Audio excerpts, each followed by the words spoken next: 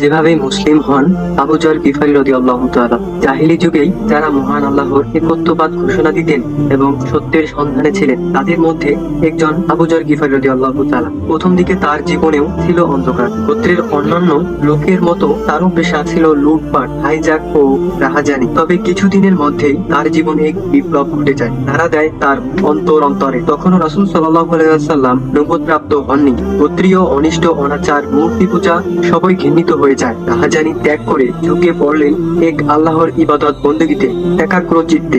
এমনকি নিজের জ্ঞান ও অভিজ্ঞতার আলোকে নামাজও আদায় করতে লাগলেন। তাই বলা যায় আবু যর জাহিলি যুগেই একত্ববাদী ছিলেন। পরবর্তী সময়ে রাসূল সাল্লাল্লাহু আলাইহি ওয়াসাল্লামের সংবাদ পেয়ে ছুটে যান তার কাছে, ইসলাম গ্রহণ করেন। ইসলাম গ্রহণের দিক থেকে তিনি চতুর্থ কিংবা পঞ্চম ব্যক্তি। আসহাবে রাসূলের জীবন কথা, প্রথম খণ্ড 157 পৃষ্ঠা। তার ইসলাম গ্রহণের ঘটনাটি খুবই চমকপ্রদ, যা বুখারী শরীফে ইবনে আব্বাস রাদিয়াল্লাহু তাআলা সূত্রে সর্বস্তরে বর্ণিত আছে। তার মর্মানুবাদ এখানে পেশ করা হলো। আবু যর গিফারী রাদিয়াল্লাহু তাআলা একদিন সংবাদ পেলেন মক্কায় নতুন এক নবীর আবির্ভাব হয়েছে। প্রথমে তিনি তার ভাই উনাইসকে মক্কায় পাঠিয়ে নতুন নবী সম্পর্কে প্রাথমিক ধারণা নিলেন। পরে নিজেই যৎসামান্য খাবার ও পানীয় নিয়ে রওনা হলেন মক্কার উদ্দেশ্যে। সেখানে গিয়ে ভীত শঙ্কিত অবস্থায় একদিন কাটিয়ে দিলেন। শত্রু মিত্র আশঙ্কায় আবির্ভূত নবী সম্পর্কে কাউকে জিজ্ঞেস